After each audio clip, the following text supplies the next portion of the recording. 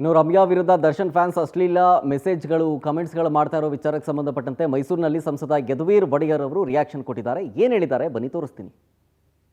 ಪರಿಹಾರ ಇಲ್ಲ, ಯಾಕಂದ್ರೆ ಎಲ್ಲರಿಗೂ ವಾಕ್ ಸ್ವಾತಂತ್ರ್ಯ ಸಾಮಾಜಿಕ ಜಾಲತಾಣದಲ್ಲಿ ನಾವು ಎಲ್ಲರೂ ಇದನ್ನ ಅನುಭವಿಸ್ತೀವಿ, ಇದನ್ನ ಎದುರಿಸಬೇಕಾಗಿದೆ. ಇದಕ್ಕೇನು ಅಂತ ಒಂದು ದೊಡ್ಡ ಪರಿಹಾರ ಇಲ್ಲ, ಯಾಕಂದ್ರೆ ಎಲ್ಲರಿಗೂ ವಾಕ್ ಸ್ವಾತಂತ್ರ್ಯ ಇದೆ. ಸಾಮಾಜಿಕ ಜಾಲತಾಣದಲ್ಲಿ ಡಿಜಿಟಲ್ ವರ್ಲ್ಡ್ ಅಲ್ಲಿ ವಾಕ್ ಸ್ವಾತಂತ್ರ್ಯ ಬಹಳ ಒಂದು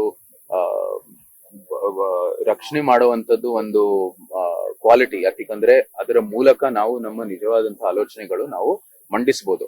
ಆದ್ರೆ ಅದು ಒಂದ್ ಕಡೆ ಅದು ಒಂದು ಸಕಾರಾತ್ಮಕವಾದಂತಹ ಒಂದು ಕಾನ್ಸೆಪ್ಟ್ ಇದ್ರೆ, ಈ ಕಡೆ ಅದರ ದುರ್ಬಳಕೆನೂ ಆಗತ್ತೆ.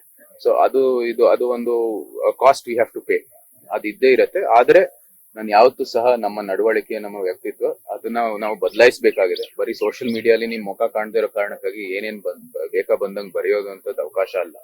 ನಾವು ವಿದ್ಯಾಭ್ಯಾಸ, ಶಿಕ್ಷಣ ಇದೆಲ್ಲ ಹೆಚ್ಚಿಸಬೇಕಾಗಿದೆ. ಮತ್ತೆ ನಮ್ಮ ನಡವಳಿಕೆ ಯಾವ ರೀತಿ ಇರಬೇಕು, ಟೀಕೆ ಮಾಡಿದ್ರು ಸಹ ಯಾವ ರೀತಿ ಅದು ಇರಬೇಕು ಅಂತ